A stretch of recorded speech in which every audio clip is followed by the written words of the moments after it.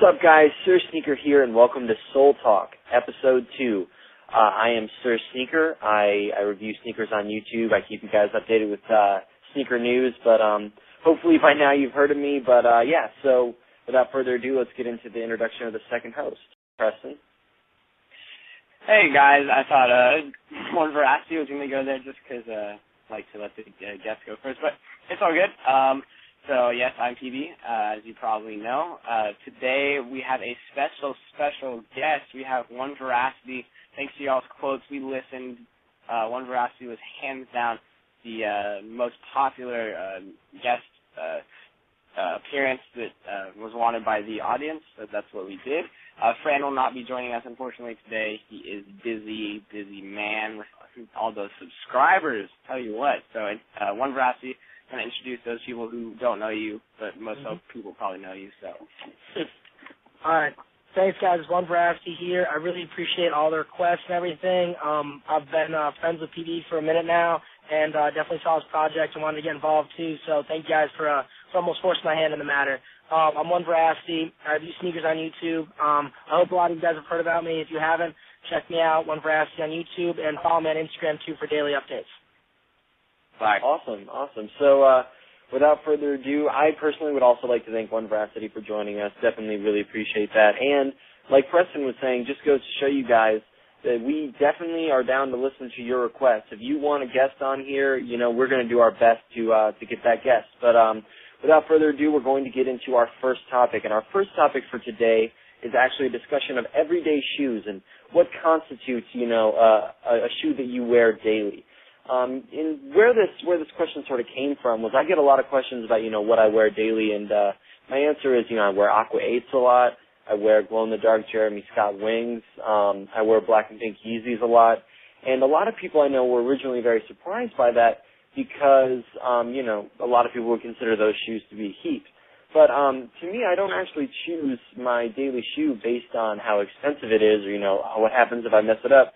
Because in my opinion, shoes are meant to be worn, so I really pick my daily shoes based on things that I really, really like and things that go with a lot of my outfits or, a lot of the pieces that I wear on a daily basis. But I definitely think, shoes are meant to be worn and, why not? Why not wear the Yeezys, like you'd wear any other shoe? But, Preston? So I get asked the same question a lot. Every sneakerhead supposedly has that everyday shoe. So that really is a pretty broad question, like Ian said. It really depends on the day. So since I have a uniform from Monday through Friday, since I go to private school, and I don't have too many options that look really necessarily good with light khakis or gray pants.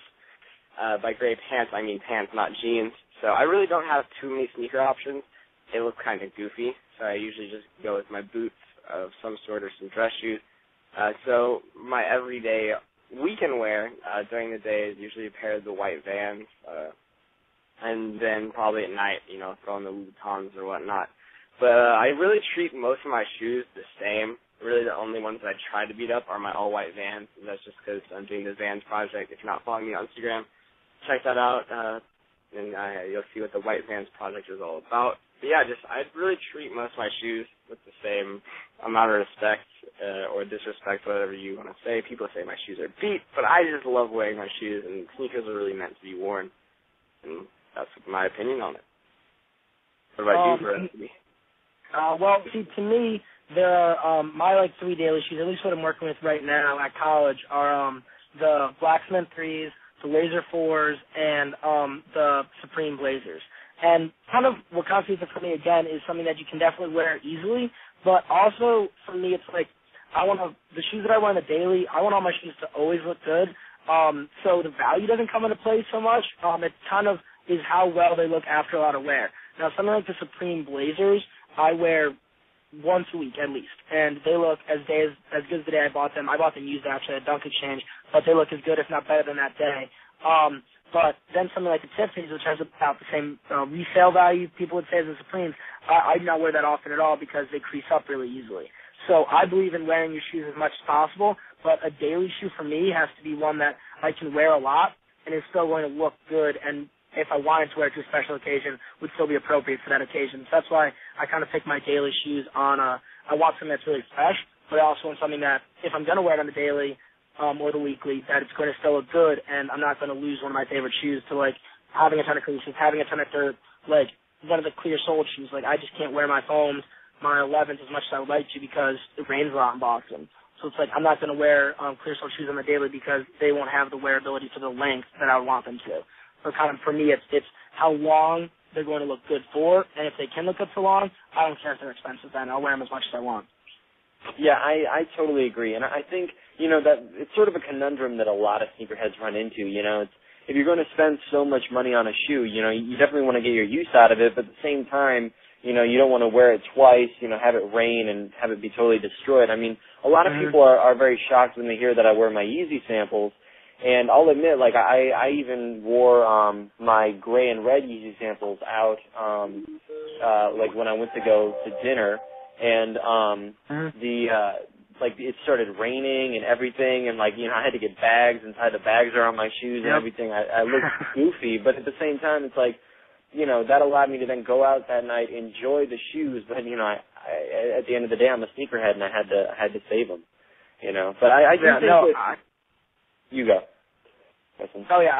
What I was gonna say on the same level, I've been in the cafeteria like 2 or 3 times, where it's been raining out, and then like one time I had to walk back to my dorm in bare feet. But if there's a prediction of rain, like I was wearing the KDs, and there's like a slight chance of rain, so I brought like a pair of backup kicks in my backpack, and then I saw it was raining out, and I changed into backup sneakers. Funny story. KD Weatherman's rain. Lol. Yeah. Irony there, man, but. Yeah. I mean, I think that's one of, like, my biggest, like, sneakerhead tips is, like, in my car, in my trunk, I have a pair of just, like, black and white Dunks that are just there in case of weather emergencies. Like, and they stay there. I have, like, I basically have, like, a full wardrobe in my trunk just in case, 'cause you never know what's going to happen. And, but, yeah, I definitely think, it's really, really tough to balance, wearing something you love with not ruining that same shoe. But I think it's something we all deal with. But anyway, unless anybody has anything else they want to say on this topic, I think we should move on to the second one. Yeah, I'm ready to move on. All right, I agree. Cool. The second topic we're going to talk about today is the Nike Air Foamposite 1. I guess the Foamposite Pros as well. But basically, how much this silhouette has blown up in the past year, maybe 2-3 years. It's basically sort of taken over parts of sneaker culture. People are camping out for days, even, for the colorways that are not so limited. Obviously, we all know what happened with the Galaxy Foamposite release and, so many crazy stories coming out from that. But at the same time, it seems so interesting when a shoe blows up like that because it forces you to think, okay, are people really just falling in love with the silhouette? Or did certain influential people fall in love with the silhouette and now everybody just loves it because it's a shoe to have? I kind of think it's a mix of the two. I think the one thing that the Foamposite has going for it that, not too many shoes have going for them is that the Foamposite is incredibly durable. It's one of those shoes that, except for the icy outsole, I'll totally agree with One Veracity on that. Except for the icy outsole, it pretty much looks the same, after like 10 times of wearing it as it did the day you got it out of the box. It's other than that icy outsole, there's really not too much to worry about. So I think for a lot of people who only get like one pair of sneakers a month or one pair of sneakers every 3 months, stuff like that, the Foamposite is a good choice because it's going to last you for a really long time. So I think that's part of the reason they've blown up, and also they just they lend themselves to really simple colorways. I think that's also led to their popularity because, people who maybe don't have a super vast, wardrobe can buy, like, the Varsity Red Foamposites that match with a lot of what they own. But I also, one last point before I pass it on to Preston, is that, the other interesting thing about the Foamposites to me is how much, like, variety in popularity they have based on your area. I live in Chicago, but I go to school in New York. And I can tell you, I remember being in New York for, like, the Eggplant release, seeing people camped out for days and it selling out instantly, and then going back to Chicago, and I got my Eggplant Foamposites on the sale rack for $90 in Chicago because nobody cared. So it's really, really interesting to see like that difference based on where you are in the world. Yeah, going off that, I bought my eggplant foam posits the day after the release. I was like, oh my god, I got so lucky. I got these. Thank you. So I bought them. It was like $220 after tax, thinking I could sell them for $260. That never happened. I ended up losing about $20 from the sale. And foam posits really, in my opinion, have become so popular right now because really there's not a lot of too many. Okay, basically the foam posit colorways have been really solid. I was trying to express it in a different manner, but it wasn't really working. You know, the Galaxies, that's a crazy colorway, and people love crazy colors. Foam posits just stand out. I've also heard they mold to your foot if you wear them a long time. Yeah, but it's funny. It's really funny how they vary so drastically depending on your region. New York is very popular. I really never hear anyone talking about them in California. I think it's much more of a good cold weather sneaker just because they're so solid. That foam posit material is thick. They're kind of like boots on the basketball court. That's the way I'd describe them. But yeah, I'm definitely a foam posit fan. I just can't pull them off. That's my only issue with them. And the high retail price. But also it's another way for Nike to package just another shoe in some basketball packs and, you know, make a few extra bucks. Looking from a cynical way. Yeah, my first pair of foam posits was the copper foam posits, back when they like kind of revamped their popularity. I have like 4 or 5 pairs now. I really love the foams. But what I've experienced is, oddly enough, when I talk to kids at school, like I wear them and people are like, those are really bold, but most people think they either can't pull them off, or they don't want to. And I very rarely do I meet someone just like at school, like walking around that says like, I love foam posits. I meet like other sneakerheads and I'll say like, oh, like, do you like foams? They're like, nah, man, like, I can't pull them off. Like, I don't know, I'm not really feeling foams that much. So, interestingly, in my personal experience, it's been very rare for me to find someone else that actually does love foams, even though you see it so much in the news. Like, everyone knew about the Galaxy foam posits, but then I'm like, oh, yeah, like, I'm, you know, going to wear the cranberries. And people are like, oh, okay, like, they might like them on me, but they don't think they can wear them themselves, which is an interesting trend I see. I got my electric green foam posits on the shelf as well, just like you guys said. And I also had interesting resale. I bought the copper foam posits, and so I'm thinking I could resell them like when they first came out. I bought a second pair, and I ended up holding on to them for like 2 years and selling them for $200, losing $20 on the tax. So that's kind of why I don't really resell my sneakers, because it's like unless I'm going to get a super limited release, I wouldn't want to resell it. And then if I could get that, I'm going to want to keep it for myself. So for anybody wondering why I don't sell my shoes, I don't sell any shoes I own because I want to build a huge collection, and I don't buy shoes to resell because if I can get my hands on a pair, I usually can't get my hands on 2, and if I can't get my hands on 2, it's probably not worth it to resell it. So that's what I think about at least my personal experience with reselling. But other people somehow have maybe better connections than me and can get the most limited shoes, like 4 or 5 pairs. But yeah, no, I love the foam posits, and I like that they've blown up because I like getting more recognition for them, and I think they're just such a unique shoe, and I honestly wish that they did not have the clear soles because, I mean, if the all blacks come out, I'll be buying those the day they do because I can wear those in the snow, in the muck, and they will look forever good. And so I kind of like, the clear soles look dope, but in all honesty, I wish they just did not have them because then they'd be literally an indestructible, perfect shoe. I'd wear them every day. And that's my one flaw with the foams is the clear soles. Yeah, I definitely agree. You know, when you first said it, I was like, oh, you know, it's funny, I hadn't thought about it. But then I remember, you know, my first pair of foams were the copper foam posits. And I remember, like, there was a point at which the clear soles almost matched the copper upper. And because they just got so nasty. So it was like, you know, and then they just sort of looked, dirty and nasty. But, yeah, that black on black foam posit one is a rumored release coming out fairly soon. And I do think if and when that shoe drops, it is going to be huge because I totally agree. It's a shoe you can wear every day and it's going to look just awesome. But it's so funny because I think the foam posits are kind of like the Jordan 11s in that they sell out instantly not because so many sneakerheads are buying them, but because so many people who aren't really sneakerheads but just like want to have the it shoe are buying them. And I don't mean to judge, but I would also agree with One Veracity.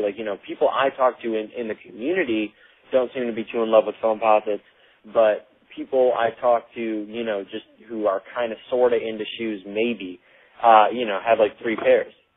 So I definitely find that to be really, really interesting. But I think that it suffers from the Jordan 11 syndrome. I think that it's definitely going to become that because it's, in all honesty, it just has a high retail price tag.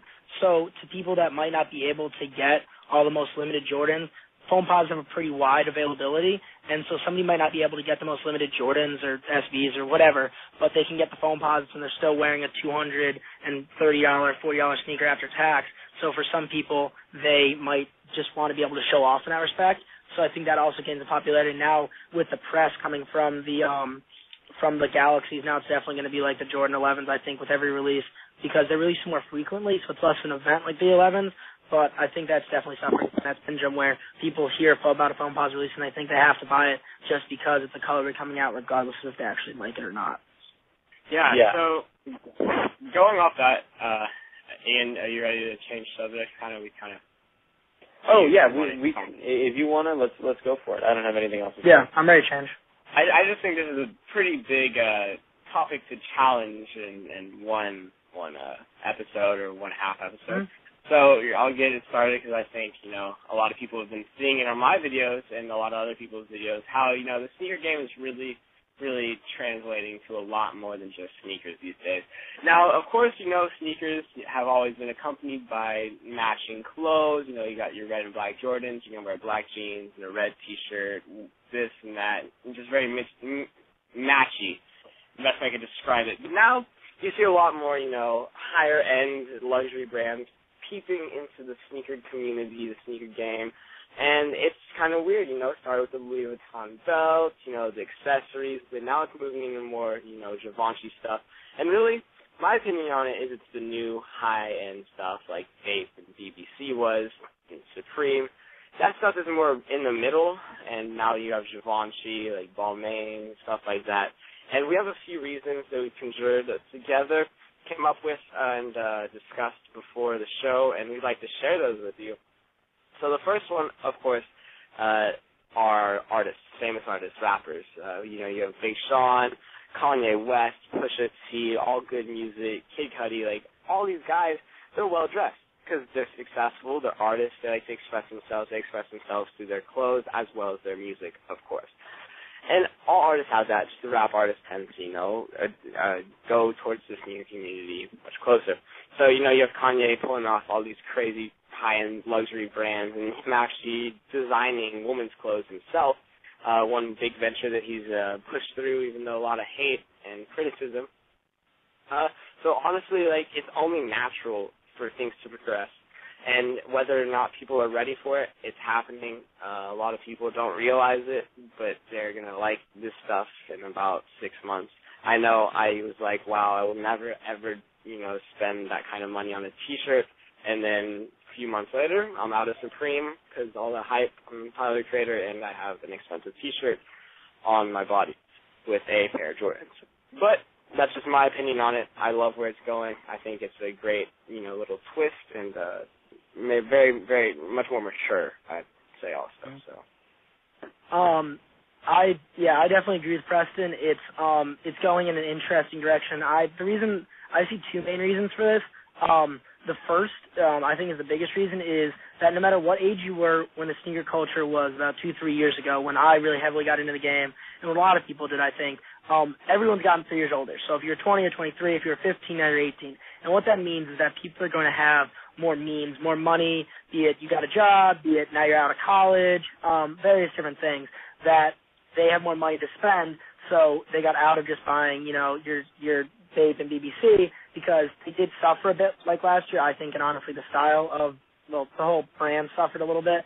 But a lot. A lot. Well, I mean, I was a huge BBC and Vape fan, and I still am a fan of BBC. They always will have a special place in my heart, but it's not the same company. Nigo's out of it. It's not made in Japan anymore.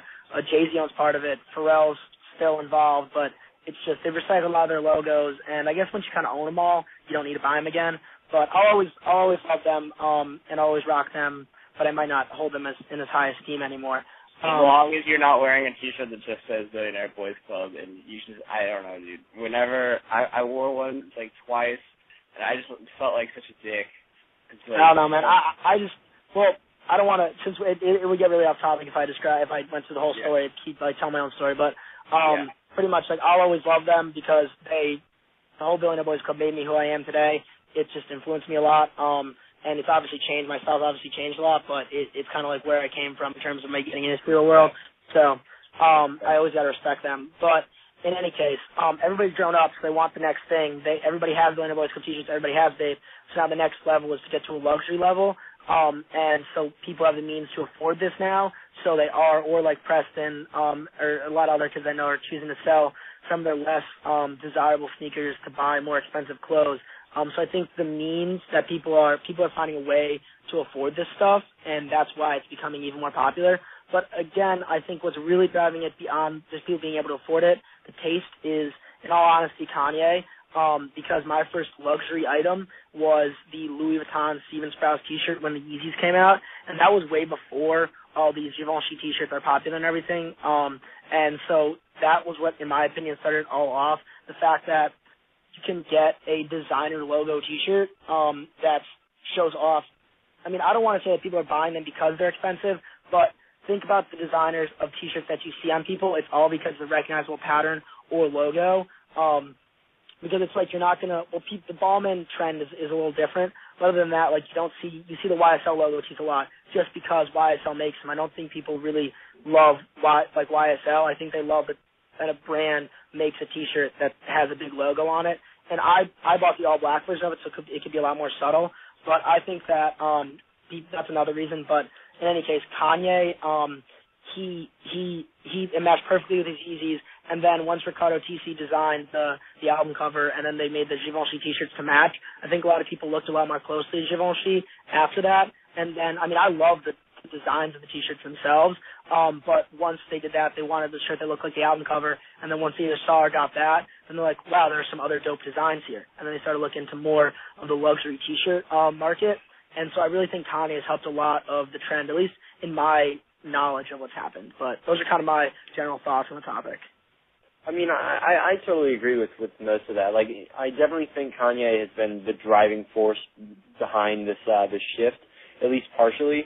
And, you know, my thought was I was talking to sort of my big brother, and he was saying that we were talking about how the sneaker game has changed from when he was a kid to how it is now. And he was saying, you know, it's so funny that, you know, back in the day people were buying Michael Jordan's shoe because they wanted to be like Jordan, and now people are buying Kanye's shoe because you can argue they want to be like Kanye. And not necessarily just musically, but in terms of the fashion and everything that comes with that. People are buying shoes, you know, for non-athletic reasons. And of course people in the comments are going to say, oh, but people still are buying shoes for athletic reasons. And that's absolutely true.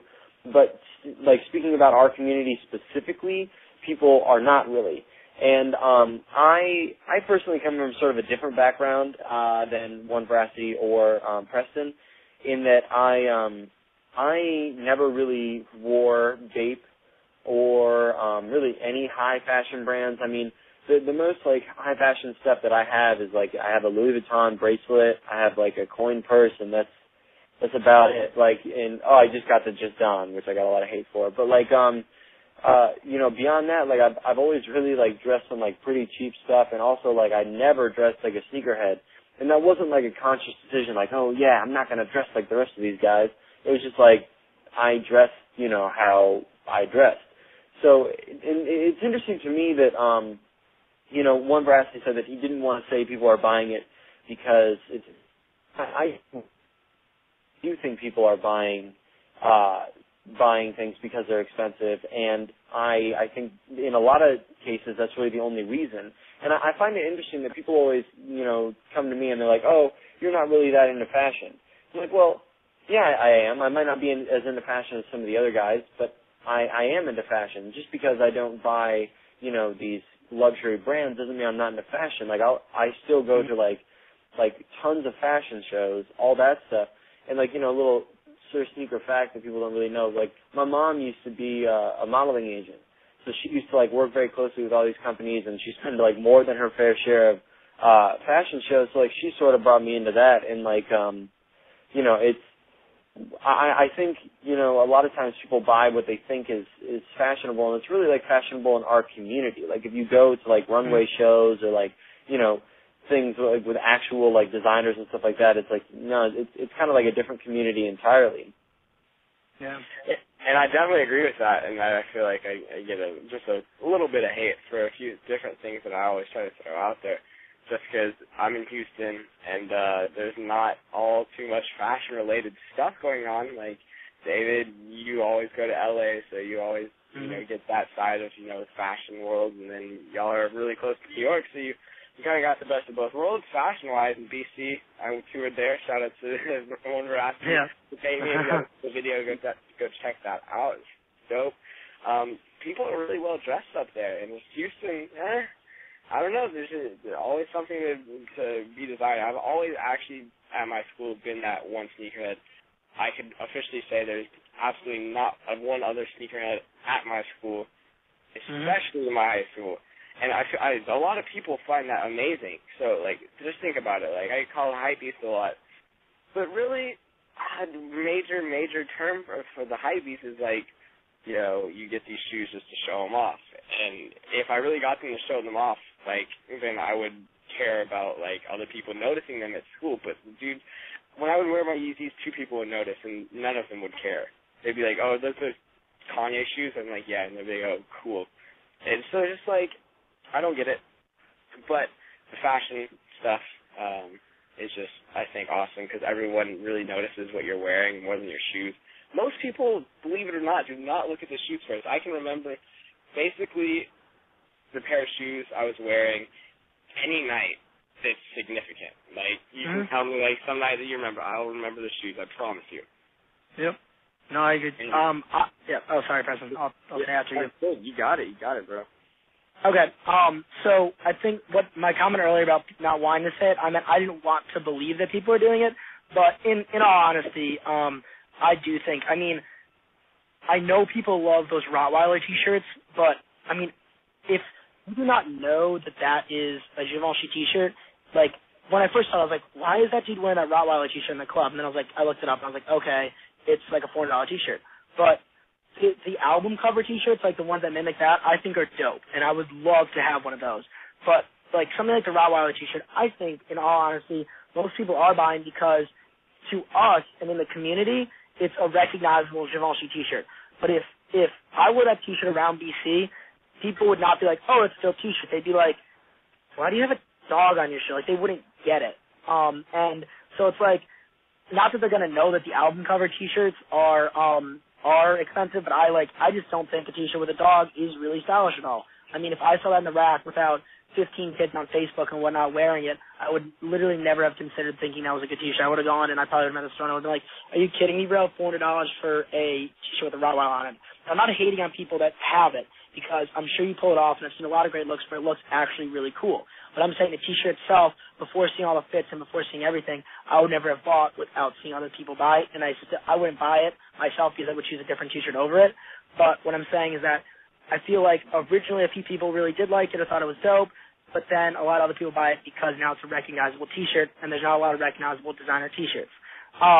Then back to what Preston was saying about sneakers, my high school, we had a semi-uniform. You could wear like a tie, button down for most of the time. Then you could not wear a tie like for the first and last month of school, and then on Wednesdays. But you could do whatever you wanted pretty much. Like you wear sneakers, and that's where really I developed a lot of my fashion sense that was outside of the streetwear world, because I had to wear like cardigans and button downs and learn how to make it look good with a tie. And back there, I mean, there was no other sneakerheads. I mean, I'm talking at all except for one of my good buddies. But he kind of went more in the fashion end of it from the sneaker route. He didn't really rock sneakers too much during school because he thought they looked funny with all the dress clothes. But I kind of did it for myself. But I feel like that's why YouTube and Instagram and like this podcast, and I typed Facebook personal. But those kind of things are great because you get recognition. So it's like I wear my Weathermans, right? I got 2 compliments on them, and it's like cool, like that's awesome. I'm glad people notice because it's more than usual. but I put it on Instagram and I get 92 likes. Now, I'm not saying I need other people to gratify what I'm wearing, but I'm saying it's nice to know that other people appreciate what I'm doing. So I think that having a community that's outside of where you just live helps drive a lot of the fashion, but also gives kids who might not get a lot of respect at school, or people just literally might not care, a way to feel good that they that other people are like, oh, that's dope. And I can go in a negative direction with the whole dead stock community, because I'm so against dead stock sneakers, unless you plan to wear them someday, or there's a real reason why you're keeping them dead stock. But other than that, I'm against that, and that's where this can go in a negative direction. Or the kids who buy the Rottweiler t-shirt, put a picture on Facebook, try to get a ton of likes, just to make themselves feel good when they walk around in the usual days and no one notices, and they're like, why did you buy that t-shirt? If they bought it because they thought it was dope and they want to feel good that other people like it, that's fine. But if you bought it for the internet fame, or whatever you want to call it, then that's where this goes in a negative direction. So the whole internet thing can go in a really great direction, can make kids feel great about themselves, or it can go in a negative direction where people are buying stuff just to show it off on the internet. Yeah, I mean, definitely. And, I don't know, I just think it's so just trendy. And, Preston touched on the idea of, being called a hype beast because you wear what's popular and stuff. And I have this group on Facebook called Anti-Hype that's just, sort of about that and, being called a hype beast and all that stuff. And, I posted on there and I said, not wearing something because it's popular is at least as stupid as wearing something just because it's popular. It's not that you should, make it a mission to not wear what other people think is cool. It's just, you should wear what you like. But, also, to me, it's just, I don't know, it's being called a hype beast for me, it's I got called a hype beast with the Yeezy samples. It's I don't know, when I wear the Yeezy samples out, almost everyone thinks they're fake. Occasionally somebody will know who I am and they'll know they're real, or they will have seen a picture online, but it's I can't really be called a hype beast for something that the only attention I get is people thinking that they're fake. Yeah, I just wanted to give you credit for actually wearing them out, because I've always seen the sample pairs. I saw in the auction for the original ones. I'm not sure which ones you actually have, but that's what I was going to say on that. I feel that's the ultimate on hype beast move. That's something that I would buy if I had the means to buy that, and just that might be a shoe I would keep dead stock. That'd be one of the reasons why, because you wear it and literally unless someone knows who you are or you're at a sneaker event, I mean, if I saw some kid wearing those, I would assume that they were fake, unless you have the rest of it all really expensive, which then you might not want to do. You might go out to dinner, not want to wear it, but you might just want to wear them casually, and then people are, I would assume that they're fake. And unless I knew who you were and knew that they were real, or you were at a sneaker event or something like that. So that's kind of I don't see how anyone could ever call you a hype beast for that, because that's something that you're literally doing for yourself, because the only person who's going to know that they're real are you and the person you're talking to. And so whoever said that I completely disagree with. And really, when I think of a hype beast in its most basic term, what picture pops into my head?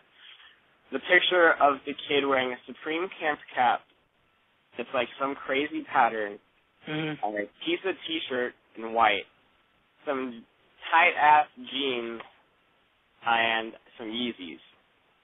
And it looks bad. Yeah. And it has to look bad. Because hype beast doesn't really matter if you make it look good. If you have hype stuff on and you pull it off well, people aren't really going to give you much crap. It's the people that literally cannot dress and just wear what they think is popular and what they think people like that should be called a hype beast.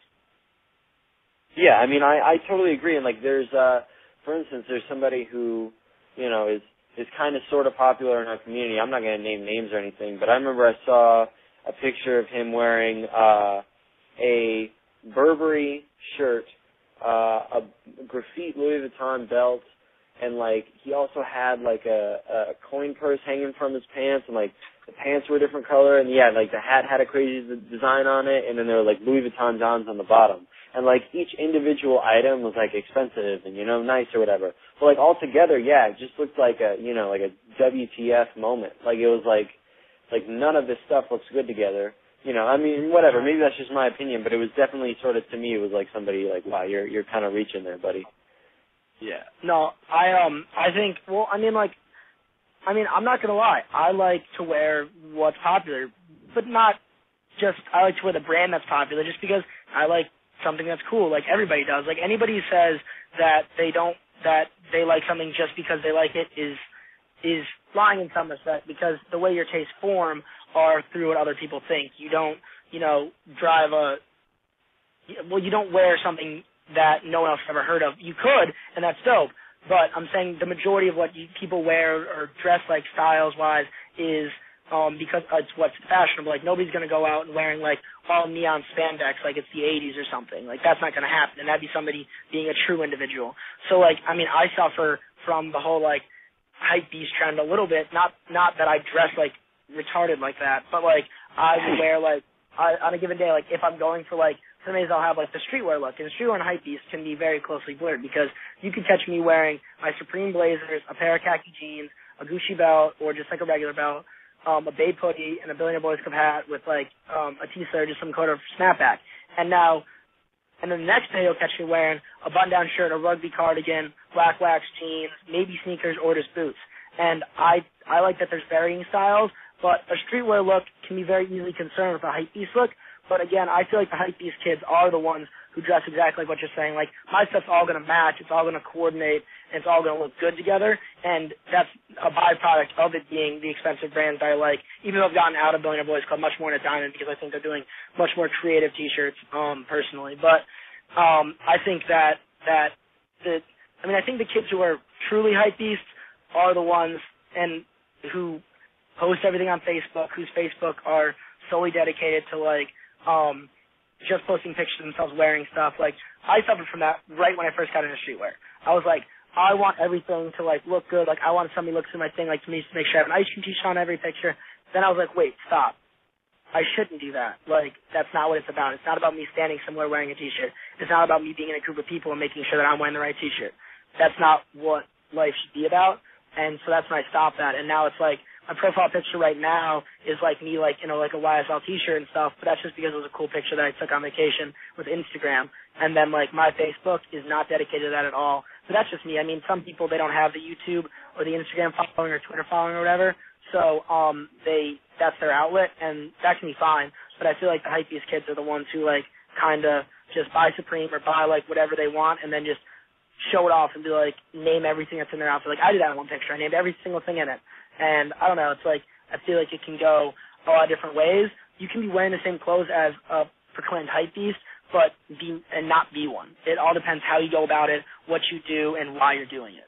Absolutely. And I mean, I think we should even address, and then we should probably call this done, but one of the things that interests me is, like, you know, if you are saying I'm not wearing what everybody else is wearing in an effort to say I'm not influenced by others, no, you are influenced by others. You are seeing what others are doing, and you are making a conscious decision not to do that because those others are doing it. So I totally agree with you, One Veracity, in that all of us are influenced by other people, whether it's because we want to dress like them or because we don't. But I definitely think that's a good place to stop the podcast for today. This has been Soul Talk Episode 2 with me, Sir Sneaker, PB the Nike SBOG, and our very special guest, One Veracity. One Veracity, thank you so much for coming on here. I really, really appreciate it, man. Yeah, thanks for having me, guys. I hope I'll be back soon. I also like to drop some information. Next week we will have our Skype act together, and we will be going from this phone conversation to a recorded Skype call with Franelations, hopefully, and maybe, depending on how y'all react, we'll see One Veracity next week, but definitely in the future. Mm-hmm. Yes, absolutely. So, yeah, just one final note on that. The sound thing, guys, is a little harder to deal with than I think a lot of you guys think. We are definitely working at it, but it's hard, you know, when you have all these people from different coasts trying to get together and do this. It's also hard because we want to incorporate a live aspect, all that stuff. But as we go, we're learning, and we're definitely going to get better at it. So definitely stay tuned. We will make sure the quality gets better over time. But anyway, guys, I hope you enjoyed this episode. Stay tuned for Episode 3. And, that's it. Hope you enjoyed it. Let us know in the comments what you thought of it, any suggestions for next time, and we'll definitely check those out. Thanks so much for listening, guys.